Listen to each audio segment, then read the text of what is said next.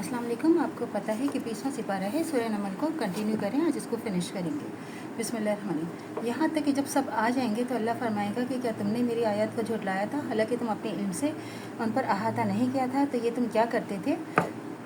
84। अब इन पर अजाब का वादा पूरा होकर रहेगा, इसलिए कि इन्होंने जुल्म किया था, फिर वो बात भी नहीं कर सकेंगे। 85।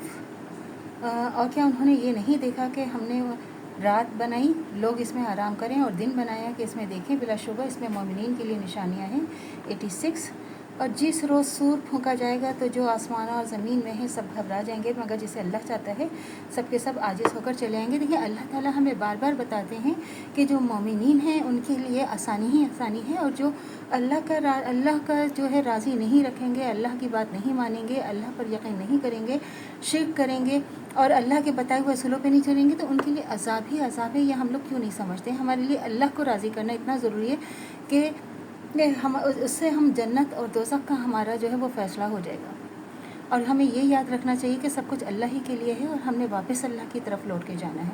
और अल्लाह ताला की जो बनाई हुई मखलूक़ात है उनके जो बनाई हुई मखलूक़ात है उनका भी हमारे ऊपर रहम दिली कितनी ज़रूरी है। और अल्लाह ताला हमें बार बार ये बताने की कितनी कोशिश करते हैं कि पहाड़ हैं, दिन है, रात, सब कुछ क्यों हम अल्लाह की वहदानियत पे क्यों नहीं यकीन रखते। हम अल्लाह के ऊपर कि ये सारी दुनिया तो अल्लाह की बनाई हुई है, हम अल्लाह के बनाए हुए हैं, तो और वापस तो हमने वहीं लौट के जाना है जो हम दुनिया में कितने दिन, जब अल्लाह ताला हमसे पूछेंगे तुम दुनिया में कितने दिन रहे, तो हम क्या कहेंगे कि हम शायद एक दिन या आधा दिन।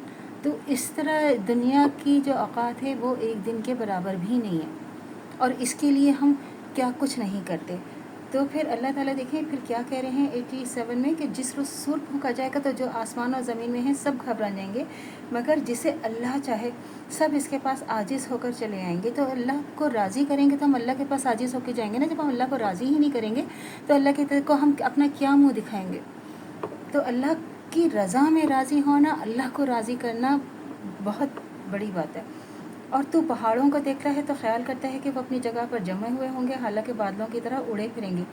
ये अल्लाह की कारीगरी है जिसने हर चीज़ बड़ी मजबूत बनाई, बिलाशुबा वो तुम्हारे सब अमाल से खूब वाकिफ़ है। 88। चाहे जो अमाल हम छुप के करें चाहे हम सामने करें, ज़ाहिर है अल्लाह ताला तो हम हर वक्त हर जगह हमारे साथ मौजूद है ना। और जो नेकी लेकर आएगा तो इसको इससे बेहतर बदला मिलेगा, और वो लोग इस रोज़ घबराहट से अमन में होंगे।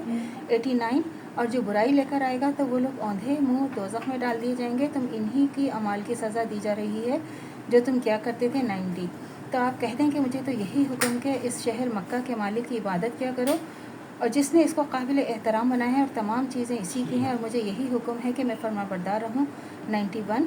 और ये कि कुरान पढ़ता रहूँ, और तो जो सीधी राह अख्तियार करेगा वो अपने ही फ़ायदे के लिए करेगा, और गुमराह रहेगा तो कह दीजिए मैं तो सिर्फ डराने वाला हूँ। 92।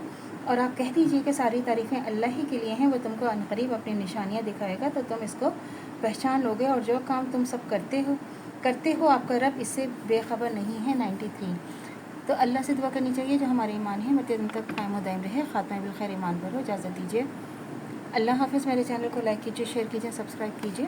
शुक्रिया।